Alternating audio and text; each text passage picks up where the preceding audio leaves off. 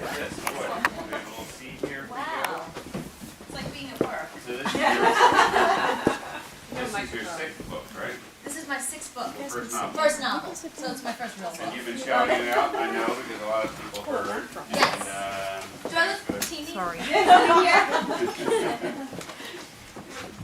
I do. But thanks for coming out on this rainy night. Yoga Club is the book. And Cooper, thanks for coming out and do a little talk. And I'm sure they have a few questions, and then we'll sign some books. Thank you for having me. I Okay, thank appreciate you. it.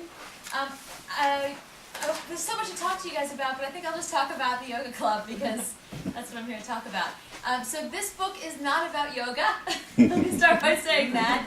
I do yoga, but I think mostly I'm interested in Pilates, but I think Tom Wolfe's book is called The Pilates Club. I don't want to steal that from him. But the book is about friendship, so I wanted to tell you about how the book evolved. I promise I won't make it boring, but I just wanted to tell you a little something about it because it's sort of interesting how the book came about. I thought the best way to do that is to read this one section of the Acknowledgements. Since the Yoga Club is about friendship, I wouldn't dream of missing an opportunity to thank my true friends. Emily, who had a baby yesterday, otherwise she would definitely be here. Stacy, who's not talking to me right now. Jeffrey, who met a guy and now lives in Charlotte, North Carolina. Liz, who moved to San Francisco. Kim, who is with her 14-year-old son because it's his birthday, so they're in Disney World, so she's not here. Eric, who's 23 and he's working because that's what you do when you're 23, you work at night. Adam, who's sitting right there. Who really, I'm thinking, out of this list, really my only friend. Because he's here. And then, of course, I realized Denise and Seal Ganguza are really my only friends because they come to everything that we do and they've been so incredibly supportive. So, of all the people who are here, none of them are here. Except Adam. They're all here. So the truth is, I should have every one of your names for my next book because you're really my only true friends. And Cheryl. Now I had to include Cheryl, and I want to tell you a little about Cheryl, who is probably one of my closest friends. But the way Cheryl and I met is kind of interesting. And, you know, when you're a female, when you're an adult, it's not that easy to make new friends. I guess you meet people at work and they become your friend because they're your friend at work and you just sort of, you know, are hanging out together. But when you're young and you're in school, like the people that you're around, they're your friends. And I guess, you know, you meet them and you don't really choose them. But when you get older, you get to choose your friends. Hi.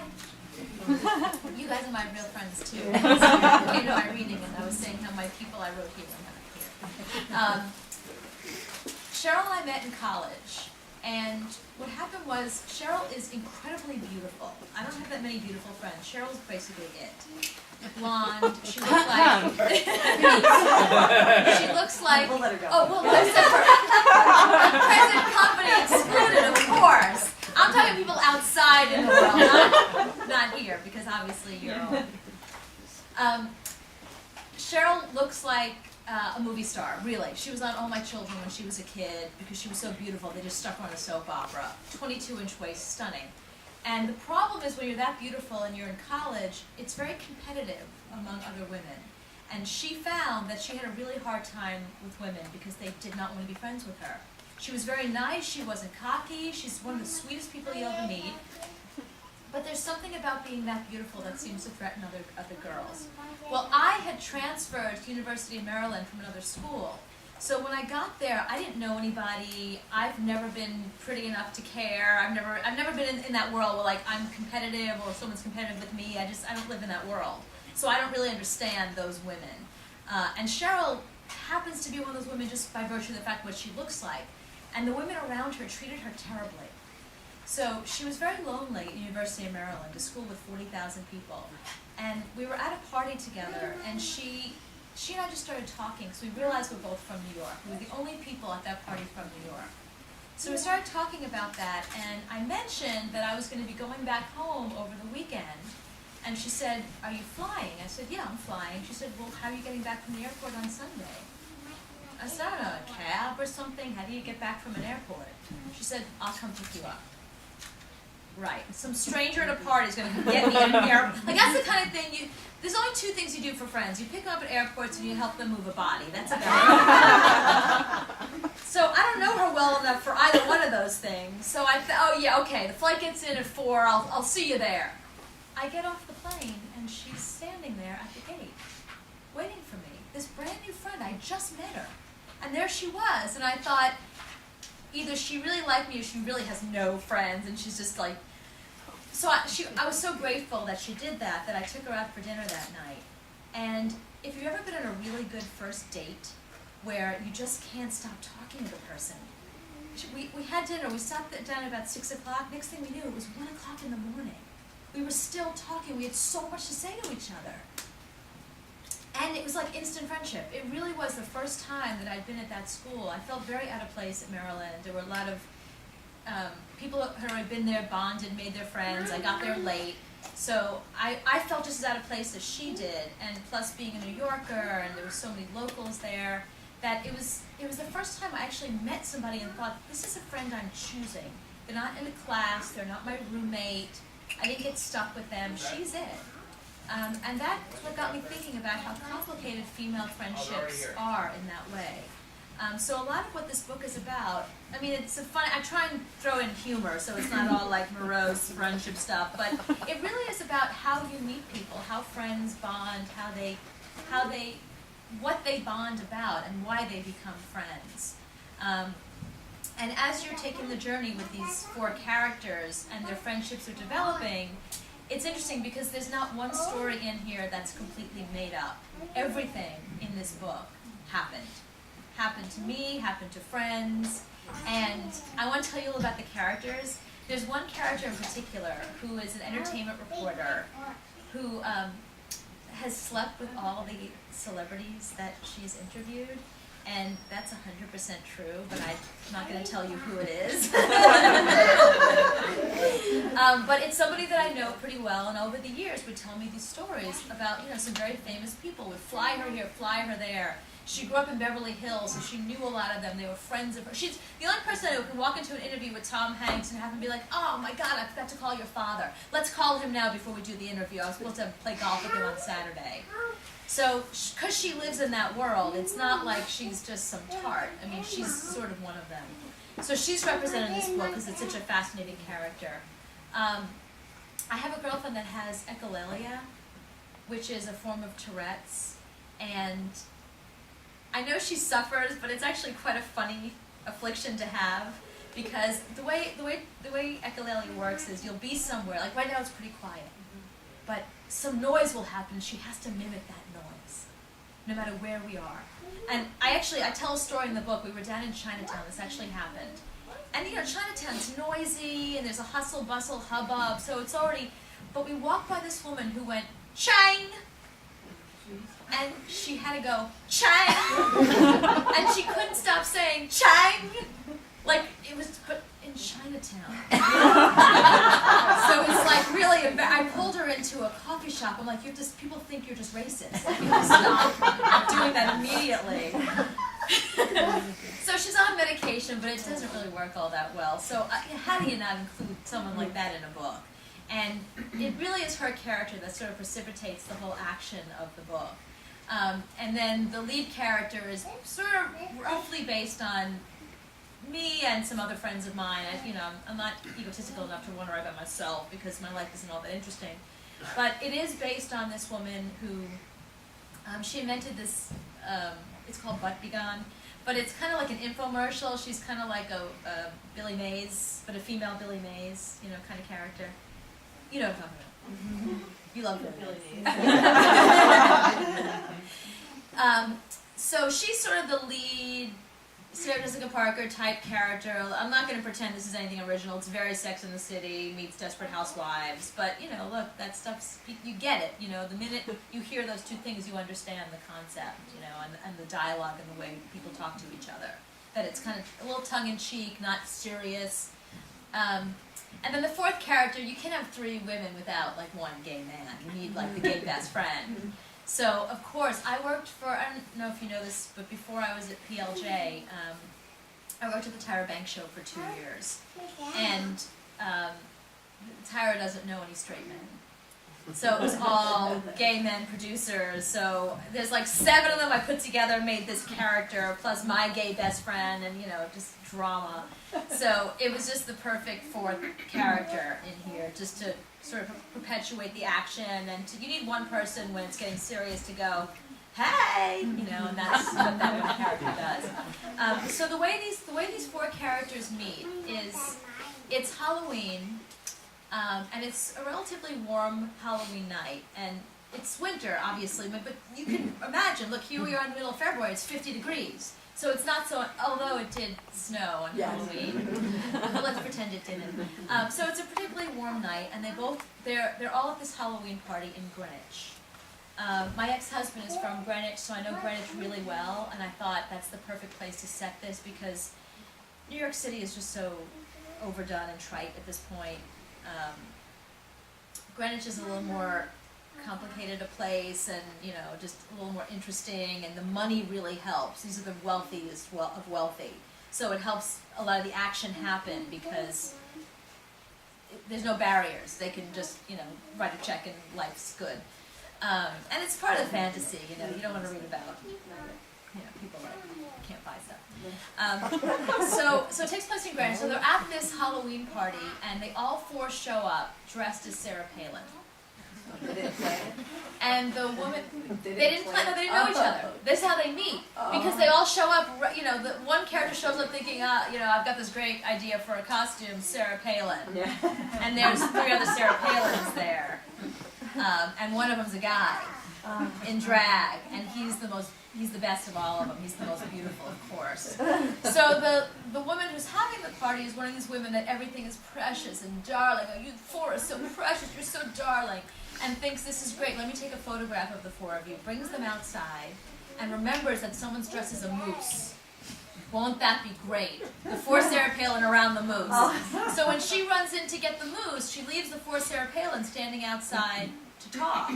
So they just start chatting, and they realize that not only do they know each other, but 2 of them realize they're in the same yoga class, and the other one's like, wait, I'm in prenatal yoga or postnatal yoga. They all realize that they go to the same yoga class, and when they start to bond, the real action takes place during the yoga class, because that's the only place that they have some privacy that they can talk, as you'll see later in the book.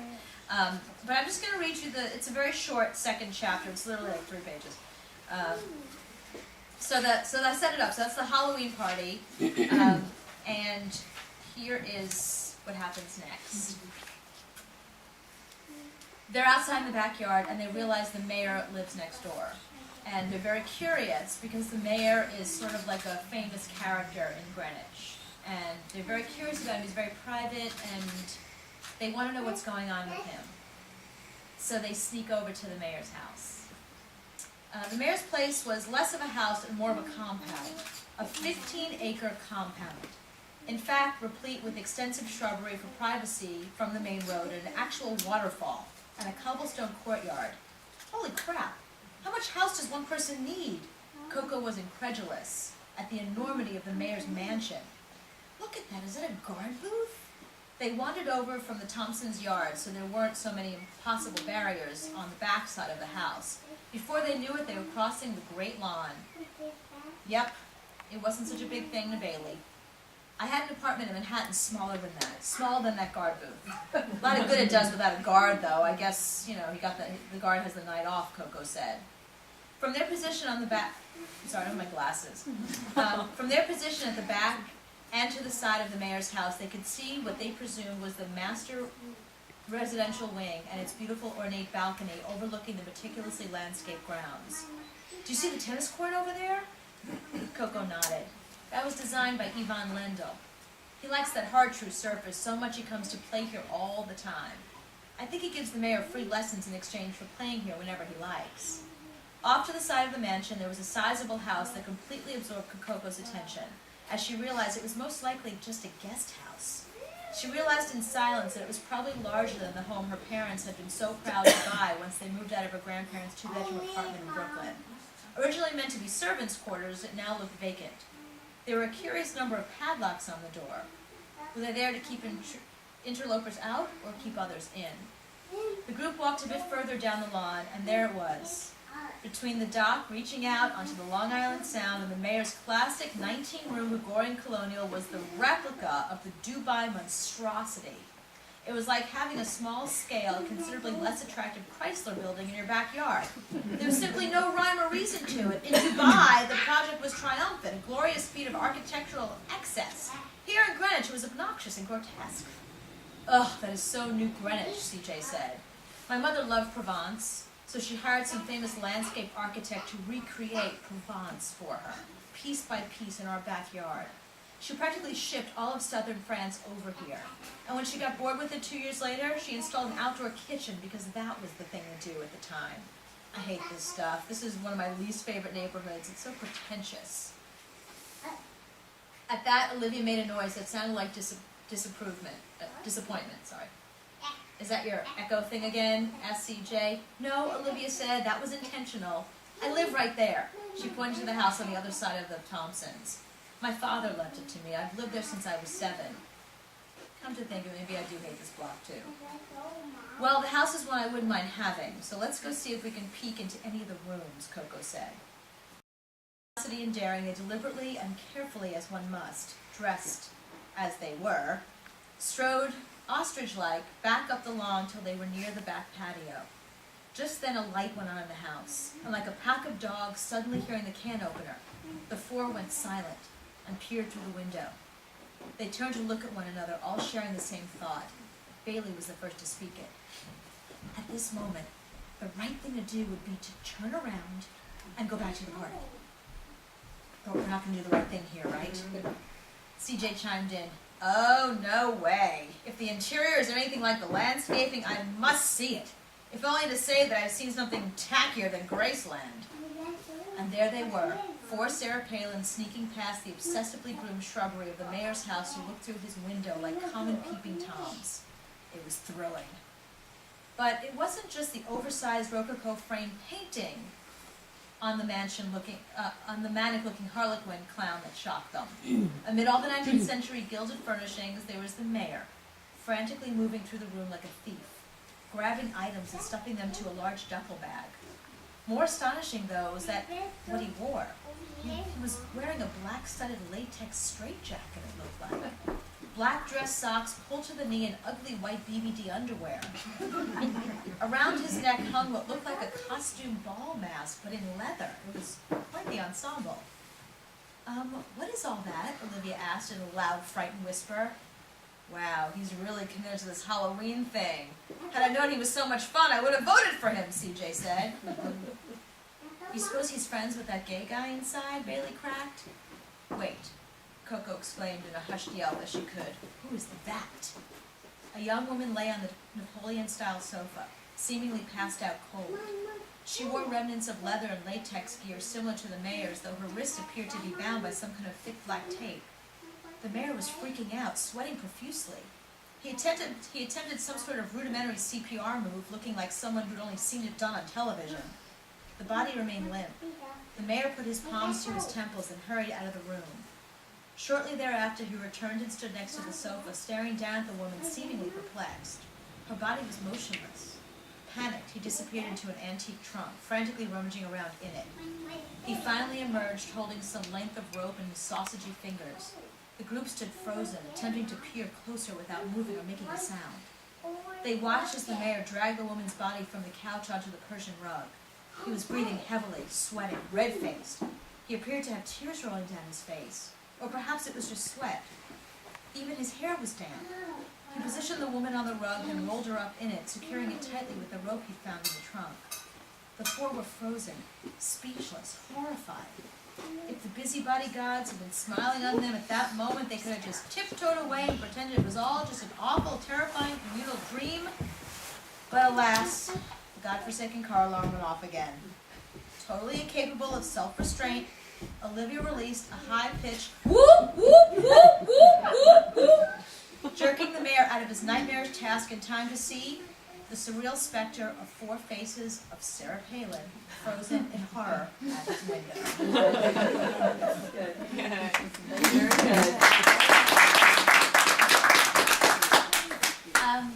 Questions? Are you gonna write a sequel? Let's see, that's the person from Summer. Sure, of course you are. Thank you, this got me a second book deal. That's what a real friend does. None of these people didn't show up. Seal's my real friend. Yes? When you write the characters, it seems like it's all about friendship and a lot to do with your friends. Do you always picture your friends in these roles and what they would say?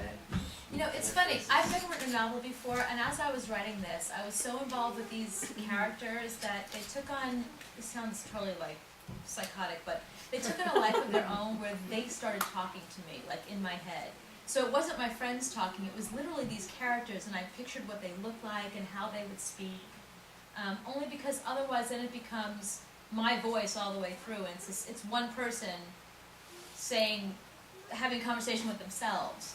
So I had to find a way to make the characters so unique so that when they have a conversation, you know who's talking, and it's different people talking every time.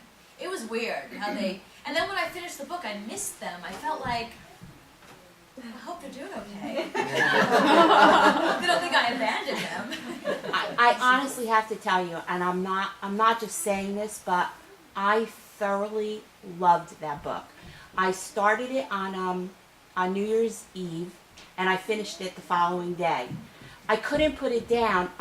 The characters were like, every single one of them, I pictured like certain famous people for each character, and it was like, Who's I didn't, picture? well, Angie Harmon to me was the entertainment reporter, Oh, that's good, yeah. and I can't really remember all of them right now, but as I was reading it, like I wasn't planning on, but I do that when I read though. Like I always visually picture somebody that I can see their face, Right.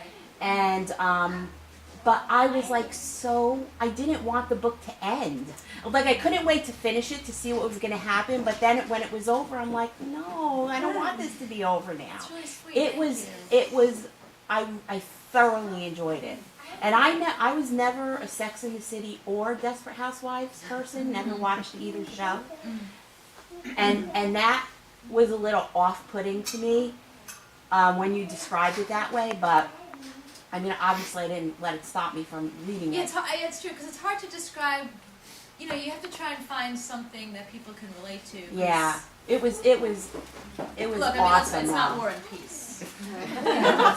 But it's the kind of thing you want to sit down and read. You know, it's entertaining. It's fast reading, and it's just there was not one. I'm crossing Kim's name off of all of this. Seriously, instead. Cooper, you know, I'm not just going to tell you this, but it definitely did take on a life of its own, and it was thoroughly entertaining from the beginning first word to the last word. It was awesome, and I definitely want a sequel. I even want a screenplay. I can definitely see that in the movies. Yeah, but you know, it's funny because as I was talking to my editor, there were a couple scenes that I was like, what would happen here? She said, well, picture it in your head, how would you see it in a movie? And I thought, well, I'm not writing a screenplay. She's like, well, you kind of are, because you still have to envision it the way you would literally see it. I love the detective. I wanted Who'd you him for picture my as own. him? You know, I can't remember now. I pictured Benjamin Bratt, but that's only because Oh. I watched Law and Order. No, definitely not Benjamin Bratt. No? No. Mm-mm. Less ethnic? Less ethnic, more preppy kind of guy I pictured. Okay. I can see And somebody that was like a little bit disheveled, but Right. like in an attractive way. I knew I did have somebody in mind when I read it, but I Right. just can't remember now who it was. Because I pictured somebody for each character. That's so sweet. And I love so the much. story between him and Olivia. Like, he just didn't care, you That know? she had echolalia and that she was, yeah. That to Her me was echolalia like, is actually a good comic relief all through the book because not only when things get tense, but also when she's having these very innocuous moments where she's just trying to like be on a date or, you know, she just can't help herself. And that's my girlfriend. I mean, she doesn't remember to take her medication, or she does and it doesn't really work all that well, or who knows, or she's misdiagnosed. But you know, it's like it's weird to say this, but it's kind of charming. You know, it's like she's really cute and adorable, and then all of a sudden she'll say that. Exactly what you just said. She'll just sit here. I'm not even joking you, because it was like, you know, it's like quiet, and all of a sudden like, that, and she'll do that until something new happens, until her brain goes to the next thing. The process of writing, when you get the idea and you start, is it do you have to consciously make it where you spend so much time per day doing it? And then do you find yourself, number one, that's the question, like the timing of how you write. And then when you do, is it where it's just coming to you? Or like, how does that process work, is it a hard, like, because I don't write, so I don't understand if it's harder or if it just comes easy to a writer. I would imagine somebody that's written several novels probably has days of it just not feeling it, writer's block, all that.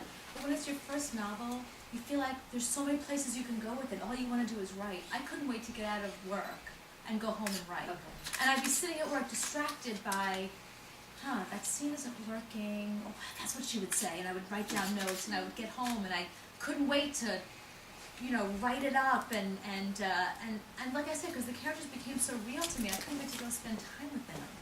I mean, you know, it's like you get to, most of my friends who aren't here are, you know, they're married, they have children, they have lives, they live elsewhere, so I don't get to spend much time with them. So it was almost like nice spending this much time with these people that sort of represented my friends, you know, and I felt like I really felt them, and I couldn't wait to get home and see what they'd say next, or put them in another scenario, or find another way to make it funny rather than, you know. And I did a lot of listening. You'd be surprised how little listening people do. Like, I didn't realize how little I listen normally. People talk all the time, and you know, you go yeah. But I really, when you're writing and you're looking for real dialogue, I was paying attention to people in subways. And you ever see that website? Overheard in New York, overheard in Jersey. There's all the overhearding, whatever the city, whatever the state is. You ever see those websites? They're terrific. I guess people just overhear a conversation. They go on the website and they put it on there. And it's the most bizarre stuff, but as you're reading, you're like, I've totally said that, or I've heard people. And it's stuff that you would never think is dialogue. But that's what you find, that like you'll be sitting somewhere and you'll hear a strange conversation and go, no, people talk, that's a real conversation. So after you're writing everything, do you find yourself going back a lot, changing things because you either, as you're observing or listening more, said, no, this is what should be? Yes, absolutely, yeah, and making the dialogue real of the way people. I have to say that before I did anything in my life, before I even got into radio, I was a playwright. And the one thing I did as a playwright, by the way, there's a lot of money in playwriting. Zero, by the way. Which is why I'm in radio and I'm a playwright. But that was the thing I loved about playwriting, was the dialogue and the character interaction. And with a novel, you've got to build the world around them, whereas the dialogue, it's just people behaving on stage, and you put the story together based on what they're saying, based on their monologues. So I find writing the dialogue not even easy, but just fun. Because that goes back to my playwriting days, and then the hardest part was building the story. I had a lot of, we cut so much dialogue out of here because it read like a play. But it's not, it's a novel. So there was a lot of where I had to describe, well, what's the room like that they're in, and what are they looking, why are they there? And the things leading up to it. Before, it's like, can I talk yet? And my editor would be like, no, they can't, I need to, you set this up better. Oh, okay. Well, when can I start talking? So, Okay. yeah, and it's just, I think with the first novel, you just can't wait to get home and write and say the next thing, or what am I going to add, what am I going to take off of here, where should this go, and, you know, my last 5 books were nonfiction. You can't make stuff up. That has to be perfect. Because the research it would take, because if something is inaccurate, what is print? And, you know, you can get sued. So, with writing a novel, it's like, whether it actually happened or not is irrelevant. It happened to these characters. So it makes it, there's so much more freedom with it. So it was like I couldn't wait to get home and do that. Whereas writing nonfiction, it felt like a job. And there were days, there was one point I had a 2-book deal at the same time, and I was like so desperate for money I couldn't say no. But I would go home and it would just be like, you know, your mother making you eat broccoli when you're a kid. It's like, oh, how many more pieces before I can go to bed? It was that kind of thing. This is like such a joy. I have another question. Actually two. First, how long did it take you from when you first started until the finished product? Well, it's not up to me. See, what they say to you, these people that take years to write books, who are they? I want to meet them, find out how that happened and who gave them that sort of freedom. No, what they do is they say, okay, here's your book deal, thank you very much. We like the first draft in 3 months. And you can't really be late because they're trying to, you know, they have a schedule to keep to, and there's other books that they're doing maybe behind yours, so that, you know, you've really, so it's not very long. They obviously didn't know who you were then. Right. And the other thing I was curious about is, when you're writing, are you always writing like in sequence, or, you know, would you like think of something and then, you know, write that and then maybe think of something better that should have happened before that? I don't know if maybe that was what Denise was asking. I think, you know, different people that write novels have different processes, I guess they call it. But the radio I did before I got to PLJ was FM Talk for Women, is what it was called at the time. I don't know what they call it now, but and it was a lot of storytelling, where I would come in and say, listen, what happened to me today, and I would tell them a story about something crazy, and then they would call and say, oh, my husband does it all the time, and the topic became, you know, your crazy bathroom habits, or whatever the topic was. And that was the type of radio I did, so it was very linear, it was very storytelling, so that's the type of writing I do, where I literally start from the first word, and I go all the way through until the very last word. Because I can't, I'm sure lots of people, you know, they write one scene and they think, oh, I gotta write a scene where this happens, or I need this. I can't, I have to think in a linear way, otherwise my brain explodes. And that's because of radio. Radio's always about moving forward. Right. You know, even the radio I do now in PLJ, it's about the next thing. You rarely say, this was, or let's talk about what we were just talking. You gotta keep moving forward. So because I have that mentality, I write like that.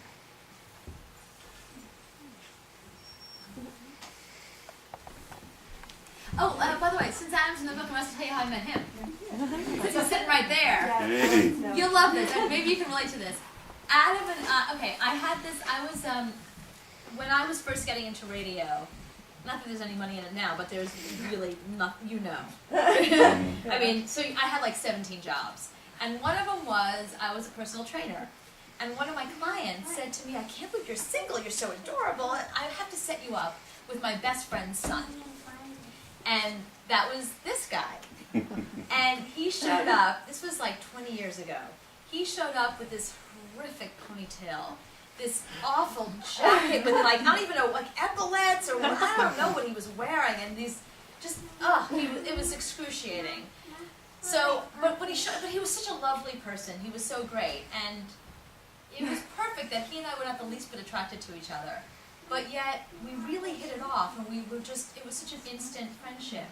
And I don't even know if you know this, but I write about our relationship a lot. I write about it for blogs, I had to do something on friendships, other types of friendships when I was writing for a blog about the yoga club. And I wrote about my relationship with Adam, because that whole concept of can men and women be friends, it's such an antiquated idea. That, you know, in the 50s, when women were at home, men were at work, no, they couldn't be friends. If they were getting together, it was just so they can get together.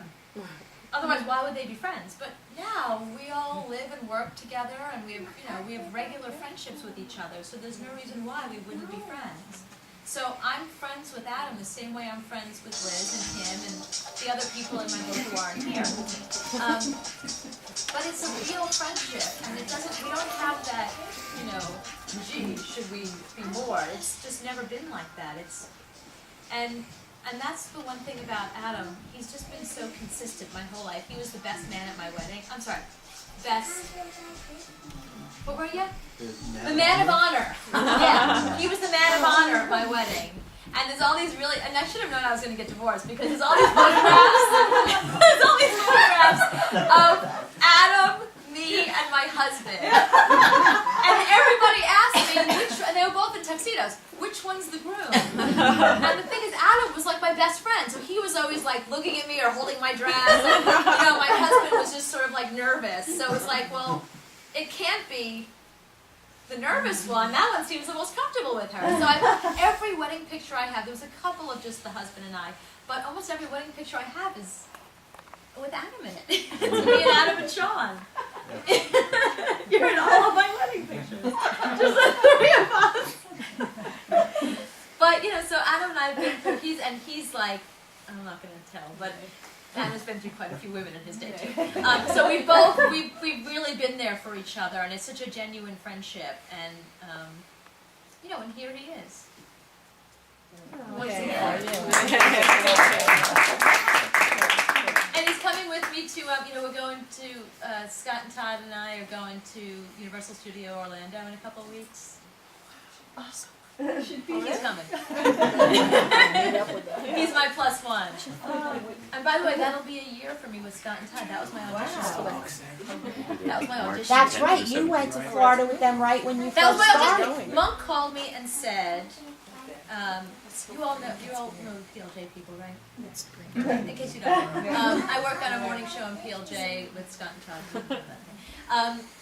Monk called me and said, the guys want to audition you, but there's a catch. I'm thinking, naked? Like what? 7 guys in the room. What do you want the woman to do? He said, we're actually going down to Florida this week. So I thought he was going to say, we'll put you in a studio here in New York and you'll be over ISDN. He said, so can you come with us? And I said, are you paying? Yeah. He said, yeah. I said, do I have to wear a bikini? He goes, no, unless you really want to. I said, great. I'll pack a bag. And that was, so I realized at the time what a gift that was, because my audition with them, I got to sit on the plane next to Todd, have meals with them. I got to know them more than some of the other girls got to know them, who just came into the studio, did their thing, and then went home. I got to really spend time with them, and I think that definitely helped my chances. So it's my 1-year anniversary with Scott and Todd when we go down to Universal Studios Orlando. That's cool. Yeah, that really that was did that go year. fast. I know. And so Adam's come with me. Yeah. Because my boyfriend has to work. That's my boyfriend, by the way. Say hi, Joe. Yeah, really. Everybody's That's the here. boyfriend. Any other questions before we adjourn? Yes, sign. Let's do some All right, signing. let's sign. Thank you guys so much for Thank you being very here. much. Want to take a picture? Can I take a picture of you guys? Hold the books up, guys. Hold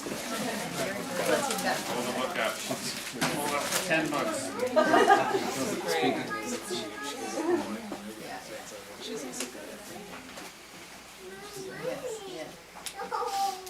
Oh.